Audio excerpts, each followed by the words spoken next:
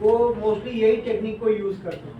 जो 7 टेक्निक हम यूज़ करते हैं कि उसके बारे में, ठीक है। सबसे पहला जो टेक्निक हम यूज़ करते हैं इसको बोलते हैं डिवर्सिफाइड टेक्निक। पढ़िए। Diversified technique.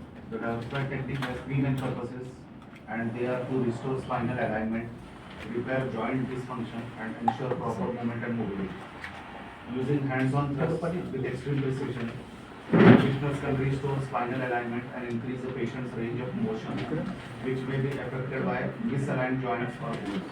This technique is widely used with 96% of all chiropractors using the diversified technique on approximately 70% of the patients.